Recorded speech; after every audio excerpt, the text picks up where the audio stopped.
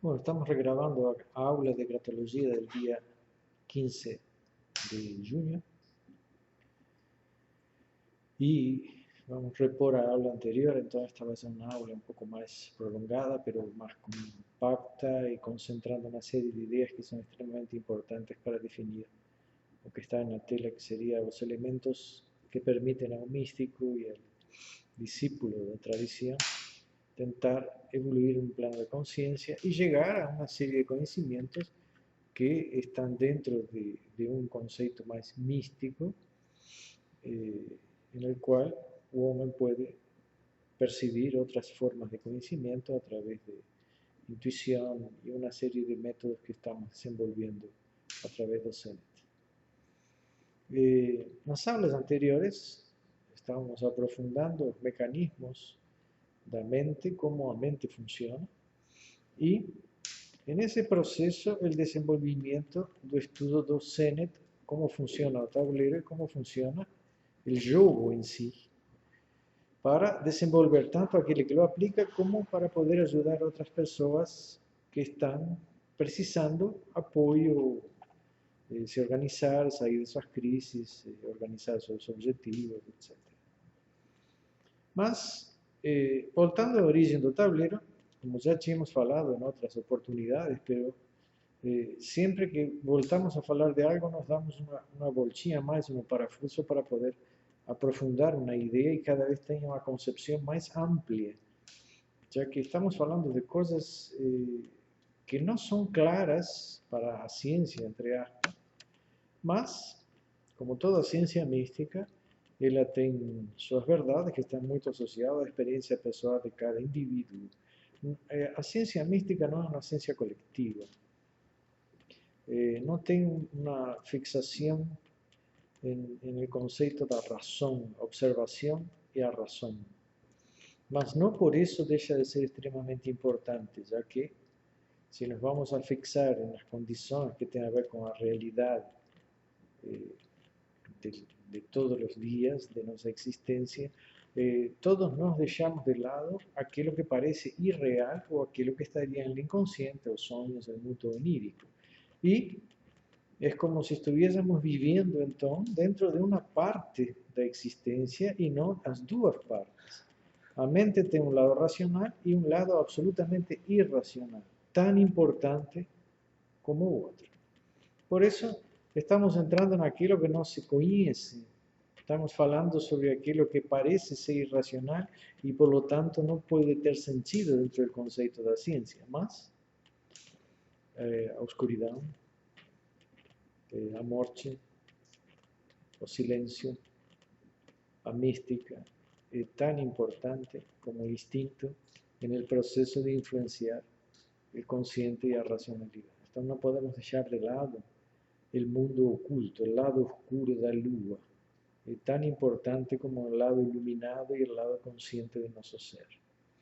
Então vamos a viajar no tempo milhares de anos atrás, quando os místicos egípcios em los templos estudavam e faziam jogos que tinham por finalidade fazer evoluir a capacidade de autoconhecimento do discípulo e de conhecimento de los mecanismos que funcionam dentro de sua mente. Compreendiendo eso, parte de seus problemas psicológicos são mais fáceis de ser resolvidos e compreendidos. Seus medos, seus lados ocultos, os temores mais profundos que vêm da alma e a capacidade que a mente tem de dividir-se em partes, pensar várias coisas ao mesmo tempo, o que parece ser contraditório. Então, nós vamos a, primeiro ver como se formou o jogo do antigo CENET, al que eu chamo CENET hoje com X, e vamos a entender como teve essa evolução e por que é importante essa evolução para o discípulo. Digamos que há milhares de anos atrás, o homem já viu a forma da cobra, o movimento da cobra, e associou instintivamente a cobra ao símbolo da sabedoria. Lo encontramos em todo o Oriente. Cobra, conhecimento, sabedoria, eternidade, energia, etc, etc. En los mitos egipcios es algo extremadamente conocido como el símbolo del Mehen, que ese es uno de los yogos más antiguos que nos podemos encontrar en Egipto y que aparece aquí en sus primeras manifestaciones del tablero representando una cobra enroscada. Pasados algunos centenas de años, digamos así, aparece el mismo tablero con pequeñas casas y en el centro óleo de Ra, que es muy importante porque hay idea de que la cobra era, digamos así, el símbolo que permitía a pasaje de oscuridad a luz. En el mito egipcio del dios Ra vemos Ra entrando en la oscuridad y después retornando a luz del día, con el apoyo do Mehen o da cobra. Vamos a ver eso en ese yogo. Este yogo del Mehen, este específicamente, que nos vemos aquí, pasó siendo estudiado en los templos egipcios durante más de 1000 años. Y después, durante 1000 o 1300 años, no me lembro bien, tengo un libro que describe eso claramente, un libro que está editado en inglés, ese yogo fue absolutamente prohibido en Egipto y después retornó, se transformó en un yogo popular. Mas, nós vamos ver a essência da razão do jogo e aonde o simbolismo do jogo nos pode levar. Então, o Mehen, como eu falei, que é este jogo que aparece aqui, mas também é o símbolo da cobra, que nos permite atravessar a oscuridão e chegar à luz, era algo extremamente importante no desenvolvimento da formação do discípulo. Então, por que esse tablero foi proibido? Qual era a importância no processo de desenvolvimento do discípulo do iniciado?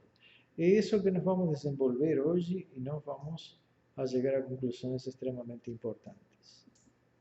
Existe um simbolismo que foi preservado no Senet, que é o tablero que eu mandei para os discípulos e estudantes, esse que eu vou botar depois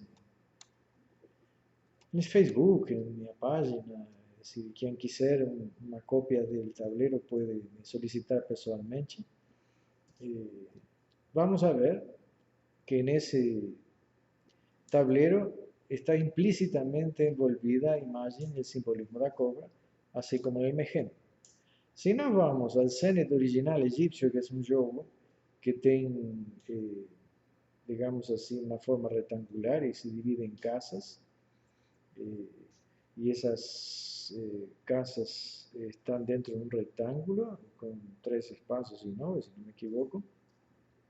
Y en realidad el movimiento es exactamente el movimiento de la cobra. Las piezas se van a movimentar como si fuese una cobra. Entonces la tradición mantiene el movimiento original de la energía y la cobra, tanto en el círculo como en las voltas, que es lo que aparece en este símbolo original da cobra que nos mostra as casas, as diferentes cores, como etapas, ciclos a ser superados. Esse tablero nós temos que verlo em um processo evolutivo até hoje. Então, primeiro vemos a cobra enroscada, depois a cobra com pequenas casas, pero que chega ao símbolo de óleo de Ra, que representa atravessar a oscuridão. Temos que entender que podemos interpretar a oscuridad como el mundo inconsciente, es decir, y atravesar el mundo inconsciente hasta llegar a luz no quiere decir llegar a la conciencia o a racionalidad, sino manter a conciencia dentro de la oscuridad o dentro del inconsciente. Que esa es la tentativa de todo místico, mantenerse lúcido dentro de un plano inconsciente, percibir as coisas que existem naquele mundo que nós não temos consciência dele. Como podemos ver aqui, nós vamos a chegar ao símbolo da flor da vida que encontramos no templo de Luxor. Nesse símbolo também vamos a encontrar o movimento circular. Em todo vamos ver o movimento circular, que é o que, ainda que não está explícito nesse tablero, o círculo nos mostra a movimentação da energia do universo, que está constantemente em movimento. Assim como que a flor da vida, que es el nombre que se le dio a ese símbolo encontrado en el templo de Osiris, en Luxor, dentro del desenvolvimiento de sus formas y símbolos geométricos podemos obtener todas las formas de la estructura molecular de la materia. Así como encontramos también en esta estrella, que es el resumen que yo fiz de dos tableros en un proceso evolutivo. Encontramos todas las formas da própria estrutura da matéria, aquela que se encontra em nosso universo, e uma série de simbologias que nos levam a compreender como o homem se encaixa dentro desse universo e como a mente funciona dentro desse universo. Isso é extremamente importante para entender quando eu digo que estamos entrando, quando estudamos crotologia, em lo que seria a psicologia do futuro.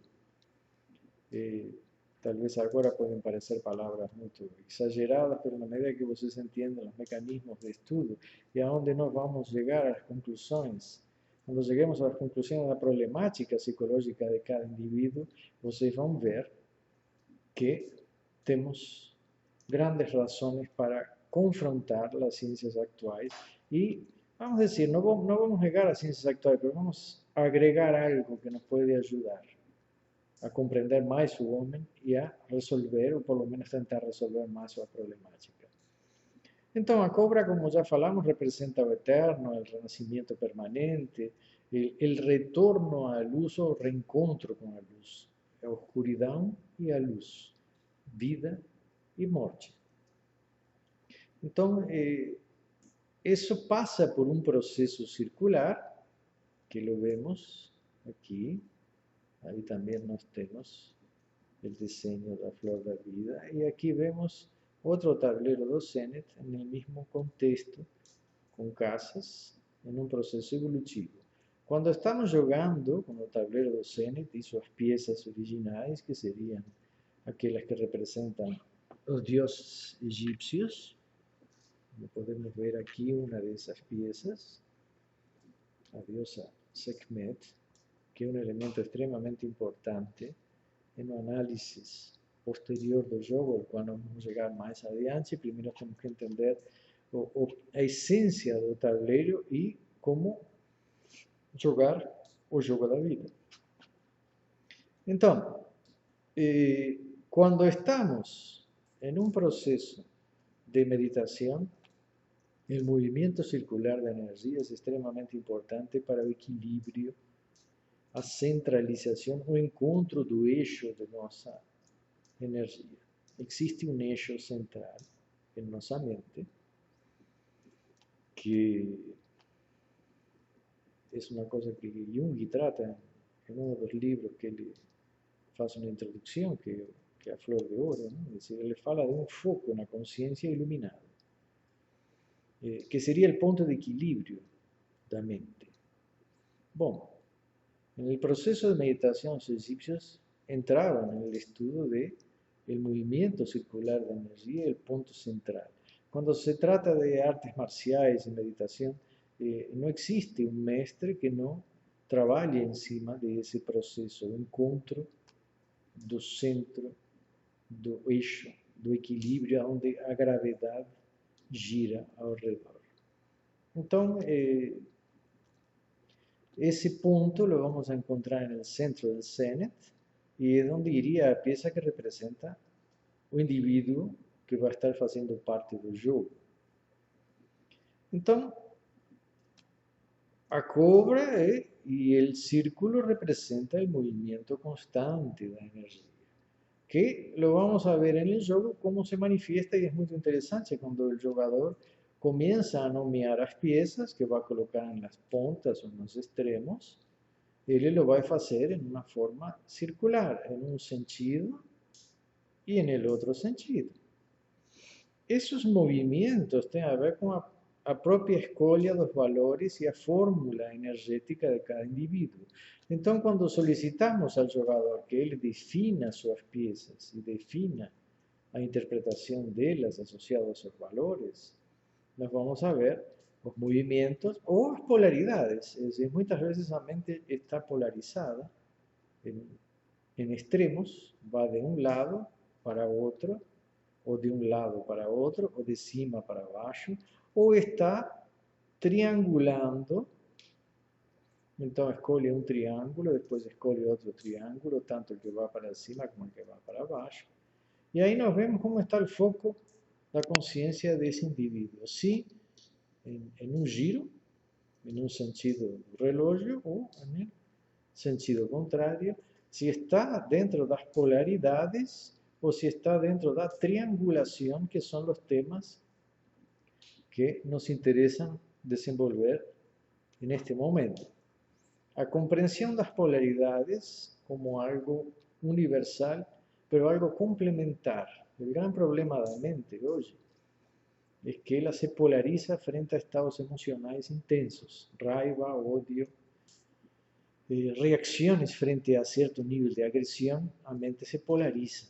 A raiva puede llevar a una sociedad entera a se polarizar y eso genera un enorme problema porque es muy difícil hallar el punto medio.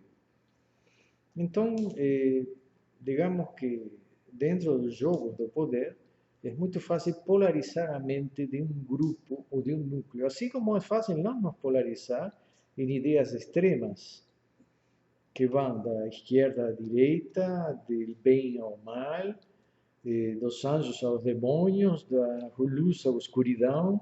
A mente se polariza e se quer colocar partidária de uma força ou da outra força, e isso deixa uma enorme dificuldade do próprio indivíduo encontrar um caminho de resoluções.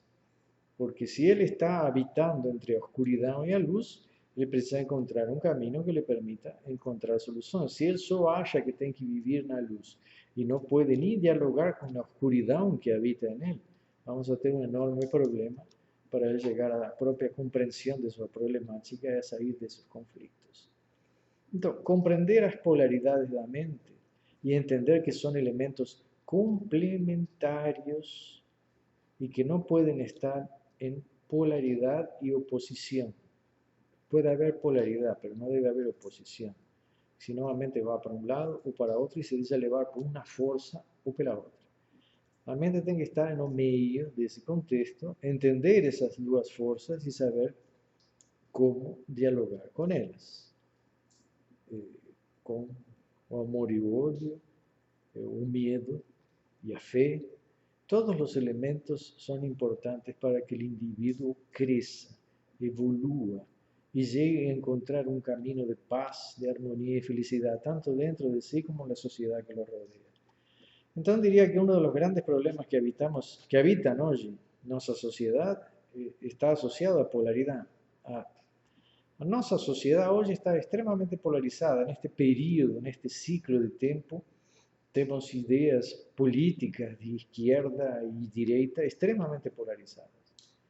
A esquerda tem uma enorme dificuldade de dialogar com a direita tem raiva e ódio, assim como a esquerda também, de estabelecer um diálogo com uma parte contrária a seus ideais. Os dois podem ter suas razões, mas nenhum dos dois conseguem se sentar, dialogar e trocar ideias que levem a um fim comum, que é resolver a problemática do cidadão. Claro que há interesses políticos, interesses de toda natureza, então a polaridade se mantém por uma necessidade daqueles que têm o poder. Quem tem o poder e quem aspira ao poder, polariza. Creando sempre polarizações, criamos inimigos. Y conseguimos crear un núcleo de unión a favor y contra de una idea o de un ideal. Hasta ahora fue siempre así, es decir, tenemos un enemigo, bueno, vamos a atacar los infieles árabes porque tenemos que expandir las ideas de la iglesia y de Cristo en Oriente. Bueno, vamos a matar a los judíos porque los judíos son los culpados de todos los problemas que Alemania tiene. Bueno, y ahí sigue de milhares de maneiras, o homem polariza e através da polarização ele não se dá conta, mas é manipulado por outros y por Él mismo. Que en realidad Él no se permite encontrar a verdade e o caminho da paz e o caminho do amor que Ele precisa sentir para vivir. Então, os triângulos ascendentes e descendentes no jogo levam a mente, a través desse simbolismo, a essa polarização que depois se vai expressar na escolha dos lugares. Muitas dessas escolhas têm a ver com o quê? Com o lado psicótico do indivíduo, o lado neurótico. O lado de ter ideias, fantasias, o lado de se reprimir e procurar regredir no tempo, aquele que vive na ideia de futuro e aquele que vive dentro do seu passado. Então vamos a ver que a polaridade nos mostra essas forças: euforia, depressão, projetos, negação de projetos, é decir, me reprimo ou me abro, me fecho ou me abro. Todas essas forças são forças da mente que também las podemos levar para os grupos humanos, porque todos têm uma mente. Las levamos para a sociedade, sim, porque a sociedade também tem uma mente. E existe uma mente coletiva, arquetípica, que não podemos negarla, ela influencia tanto o indivíduo como o grupo social.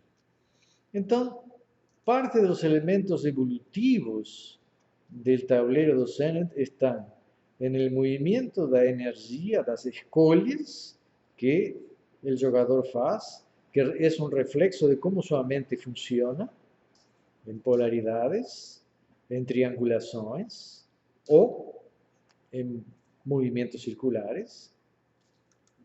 E aqui nós temos a importância do pensamento triangular. Nós já falamos muitas vezes disso em aulas anteriores, mas é importante que se entenda que a pessoa que se coloca realmente e se define em uma posição central, ela vive sobre uma enorme pressão triangular, en qual temos as polaridades como elementos dos extremos, o sí e o no. Dentro da mente existen em uma forma permanente, só que às vezes quando a pessoa faz uma escolha emocional, essa escolha emocional se unifica. Só que a mente em si, ela vive em polaridades e em triangulações. É decir, o sí e o no, quando estão em extremos, eles não chegam ao término meio, que seria o término de equilíbrio. O mecanismo normal da mente seria o sí, o no e o pode ser. Sí, no e pode ser. Esse é o mecanismo normal.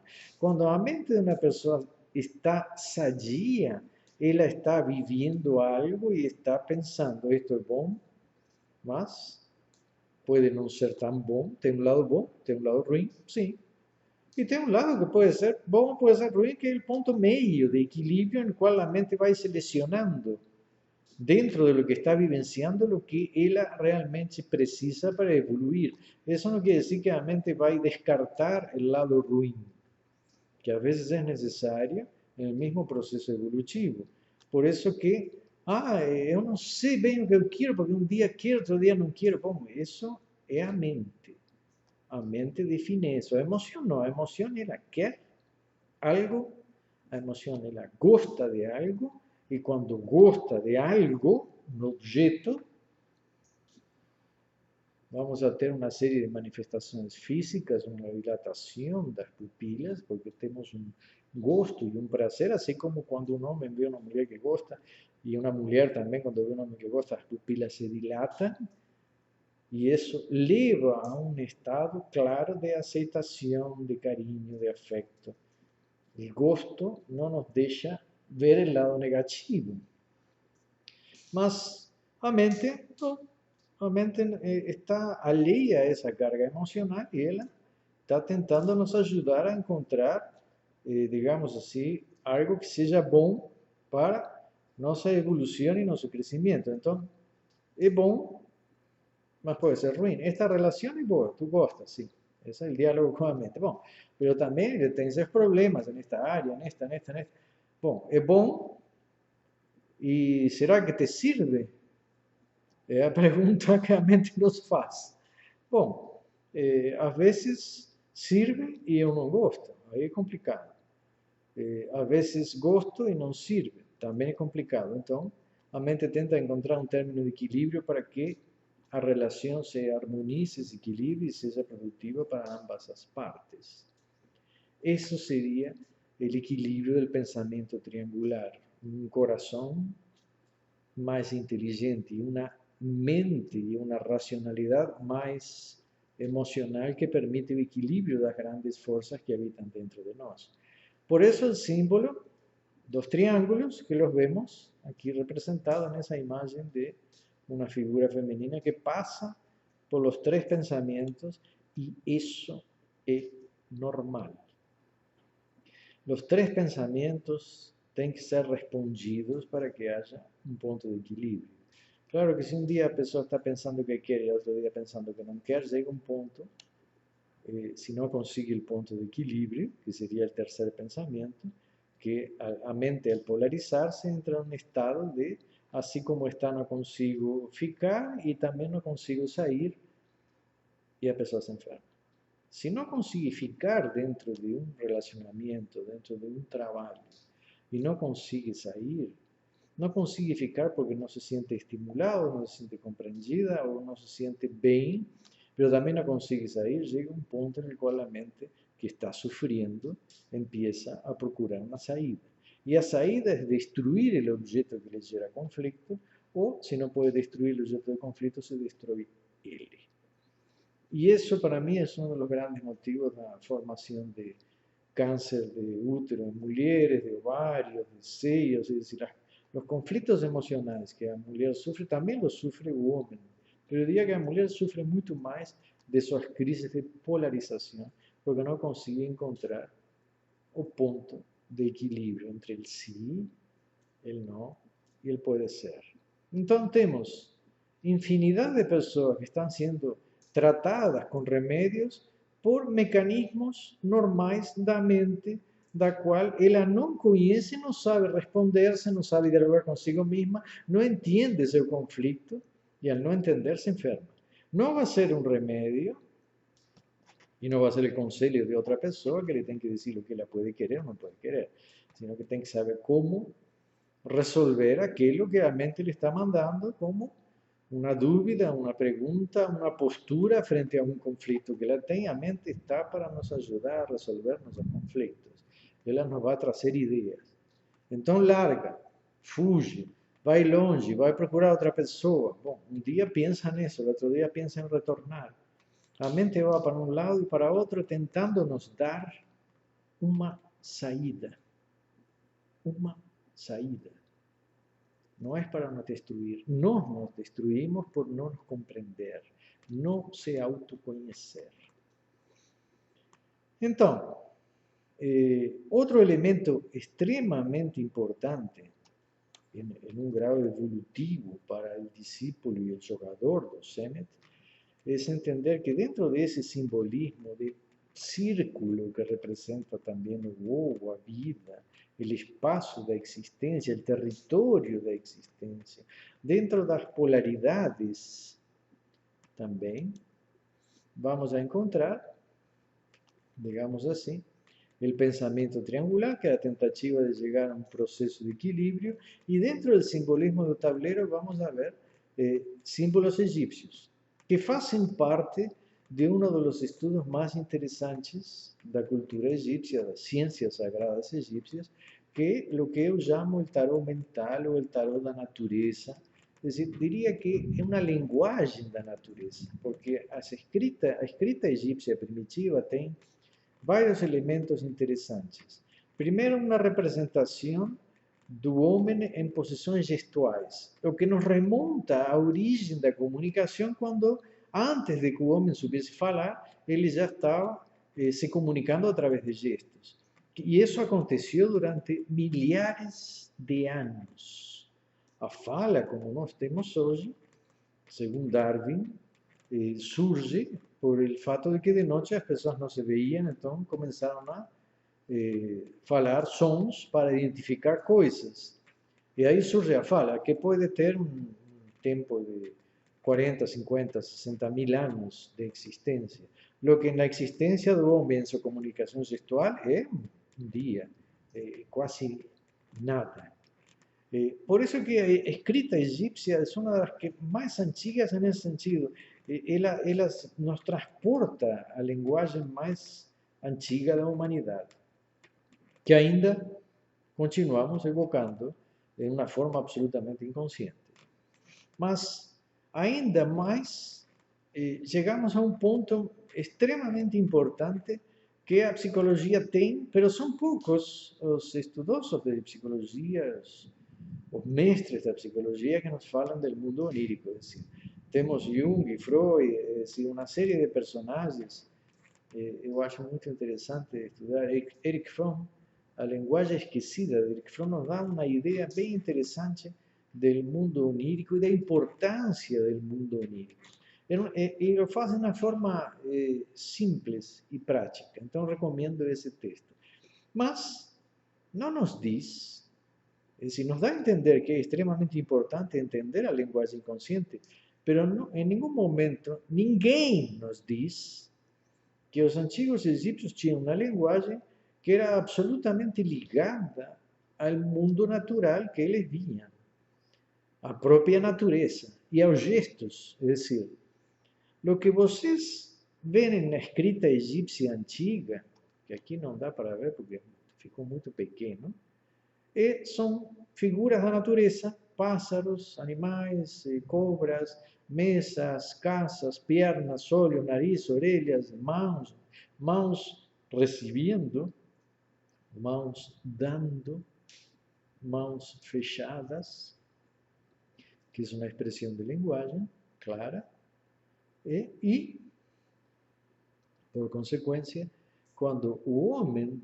dormia e tinha sonhos, toda a simbologia dos sonhos era uma linguagem altamente compreensível, que a mente desse indivíduo não estava poluída por signos, porque a escrita são signos, palavras que não têm a ver com o objeto. Para o egípcio, para escrever casa, desenhava um símbolo de uma casa, uma mesa, desenhou uma mesa, um pássaro, desenhou um pássaro. É decir, e quando ele sonhava, de noite tinha um estado de comunicação com sua alma, com o eterno que habita dentro dele, ele percebia que, justamente, os pássaros voando, que vão do lado esquerdo à direita, ou de direita à esquerda, algo que retorna, cobras, desertos, caminhos pedregosos, um oásis, todo o que ele sonhava para ele representava uma linguagem que a alma estava passando para ele. Passou o tempo, a língua escrita foi evoluindo e a linguagem do inconsciente se foi perdendo no tempo, mas ficou intacto no simbolismo da própria natureza. Então temos, digamos, uma linguagem arquetípica dentro do inconsciente que é igual em todo o mundo, igual que a escrita primitiva egípcia, quando se estudava em sua origem, era muito parecida com a escrita chinesa antiga. Y si van a ver la escrita coreana, escrita japonesa, las antiguas escritas fenicias, América del Norte, es decir, todos los indígenas, ¿qué vamos a ver? Que no inicio a escrita estaba totalmente asociada a un proceso de figuras idealísticas que eran las figuras del sol, lua, montaña, pájaro, casa, árboles, es decir, aquello que habita en nuestro inconsciente. Entonces, essas pessoas, e isso é bem interessante porque tem estudos antropológicos feitos em tribos da Amazônia, em tribos indígenas na América do Norte, etc., em qual os sonhos para eles são tão reais e importantes como a própria vida consciente. E isso nos leva a pensar em que, bom, aqueles sonhos não estavam divididos entre o dia e a noite, entre consciente e inconsciente. Isso é extremamente interessante.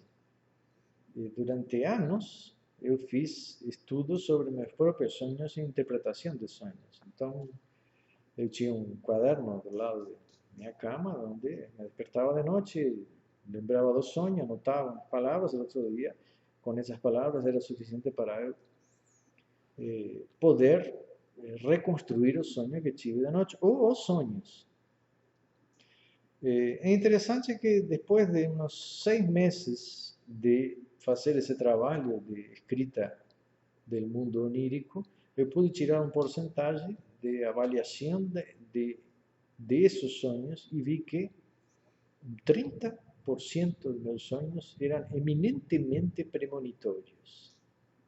Vamos discutir que existia um porcentagem, digamos, de um 30% de meus sonhos que estava ligado totalmente a desejos que eram reprimidos. Então, não vou negar a teoria de Freud, só que a teoria de Freud estava muito certa em sua época, porque a repressão sexual em sua época, a neurose associada à repressão sexual, era muito maior do que pode ser hoje.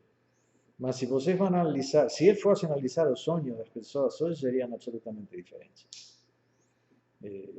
Então, daqui a 20 anos também serão absolutamente diferentes. 30 anos atrás, pode ser que alguns homens de cor preta sonhassem em ter a pele de cor branca. Bom, mas isso daqui a poucos anos não vai ser assim. Ninguém vai sonhar isso. Podia-se sonhar há 40, 50 anos atrás que o homem estava andando num carro. Hoje quase que qualquer pessoa pode ter um carro. Então, o que era reprimido na época modificou.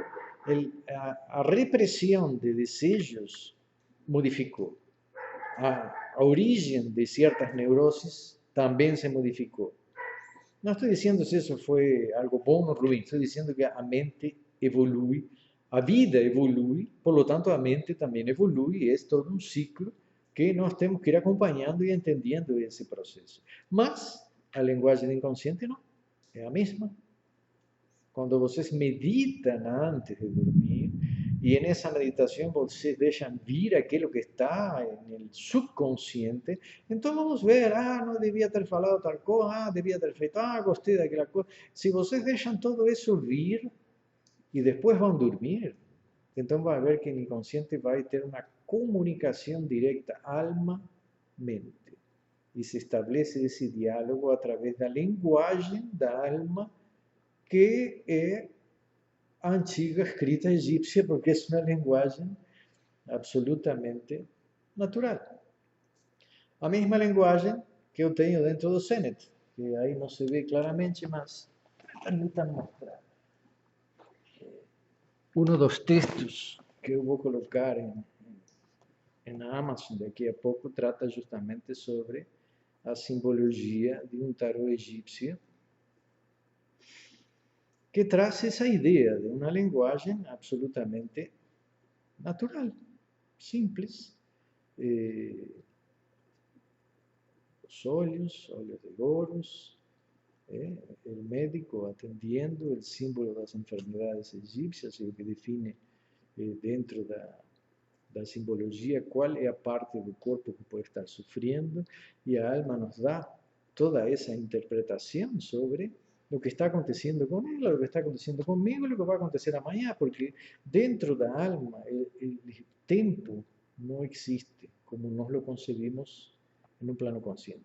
Por isso digo que quando o homem só fica pensando em sua razão, em sua racionalidade, ele está perdendo a outra metade de seu ser, que pode sair do tempo, que pode ir em direção ao futuro, em direção ao passado, que traz respostas para complementar minha verdadeira essência. Passaram-se milhares de anos, as pessoas esqueceram sua linguagem e tem que aparecer um Freud, um Jung, um Stecker, um Adler,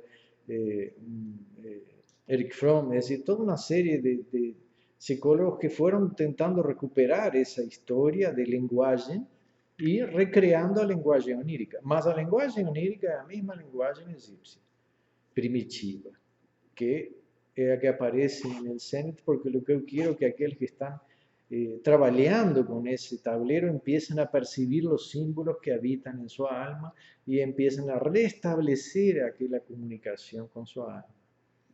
Bom, passaram-se milhares de anos e hoje vemos os jovens en el teléfono, mandando mensajes, en WhatsApp y que esto y que lo otro, y de repente cariñas con rostros, sonrisa, tristeza, lágrimas. Es decir, estamos voltando integralmente a la escrita egipcia, corazoncillos, animalcinhos, bichinhos, passarinhos, cavalinhos, objetos. A linguagem egípcia está retornando em uma forma simples, é muito mais fácil, como eu disse, em lugar de escrever a palavra carro, desenhar um carrinho, já manda carrinho, não tem que estar escrevendo a palavra, montando. Então, empezamos a percibir que existe una nueva fórmula de lenguaje que se aproxima total y plenamente de la antigua escrita egipcia. Los mismos símbolos que nos encontramos en los teléfonos, en las mensajes, son los mismos símbolos que encontramos 3.500 años atrás. Todo gira, como dice el Eclesiastés, en Hadash Tah Atashemesh. No existe nada nuevo embaixo do sol. Todo se repite. Espero que esse simbolismo ajude os jovens de hoje a ter uma relação mais direta com sua alma e perceber uma linguagem que pode começar a vir através dos sonhos, do seu mundo onírico, para ele se orientar. Cada um de nós tem uma consciência, tem um guia, tem um mestre. E a forma de comunicar-se com esse mestre, com essa consciência, é através de uma linguagem eminentemente universal que transcende o tempo e o espaço. Existem arquétipos, forças espirituais arquetípicas que nos querem ajudar a evoluir, a crescer, a ter poder, a capacidade de realizar-nos e realizar. E esses arquétipos têm a mesma linguagem.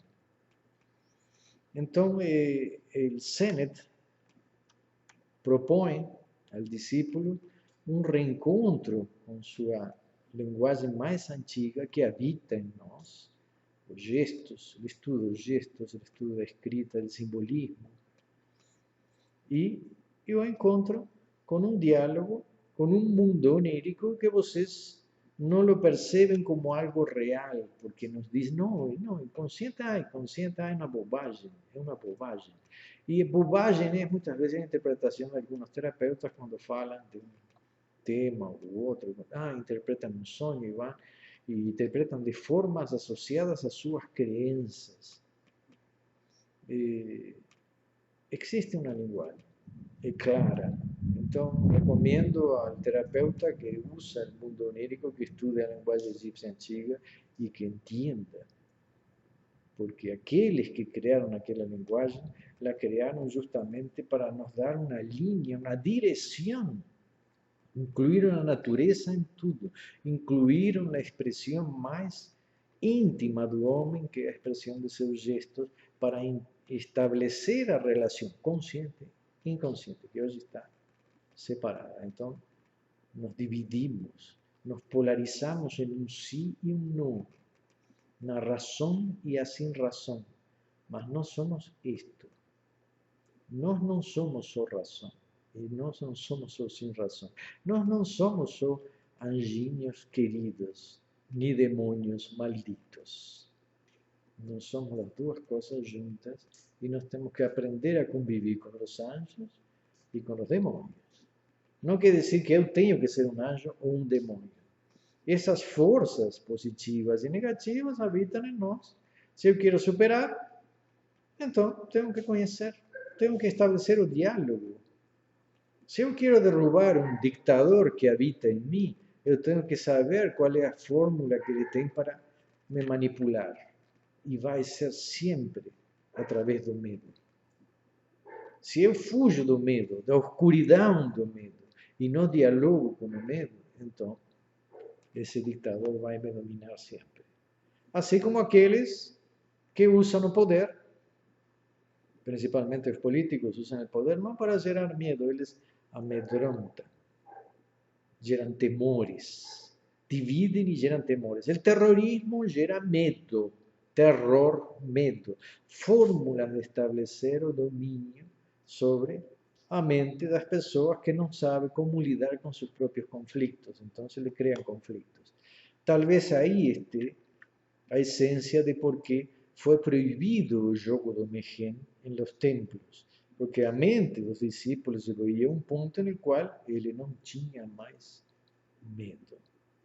Y no era fácil manipular personas con un enorme poder de predecir el futuro, porque ellos vivían en un espacio-tiempo diferente de aquel que vive en un plan racional, absolutamente científico, comprobado con aquellos que pueden vivir fuera del tiempo y espacio racional y pueden entender lo que realmente alguien está queriendo hacer, cómo está queriendo manipular una sociedad o un grupo. Então, aqueles símbolos, tarô e os métodos de análise de percepção de futuro e a linguagem inconsciente que nos leva à percepção clara de minha alma e dos arquétipos, foi tirada. Foi absolutamente retirada dos templos. É um risco para aqueles que tinham o poder. Ainda é um risco. Então, a outra parte, los mitos y los arquetipos que existen dentro del show, que es como los que mostré, a diosa Sekhmet, a diosa Isis Hathor, que son algunos dos elementos arquetípicos que existen, son extremadamente importantes de ser estudiados dentro del Zenet.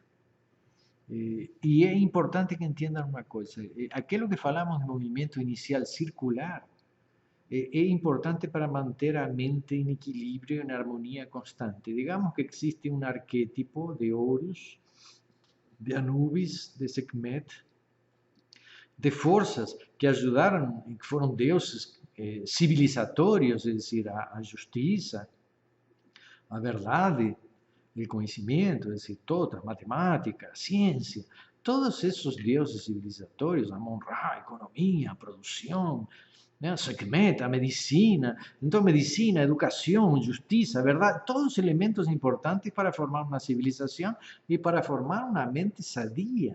Bom, a energía circula por esos arquetipos. Si yo me fixo en un, o me fixo en otro, bom, me fixo en la justicia, bom, voy a estudiar derecho. Ah, vou querer ser juiz. Ou me fixo em ser médico. Ah, então vou ser médico.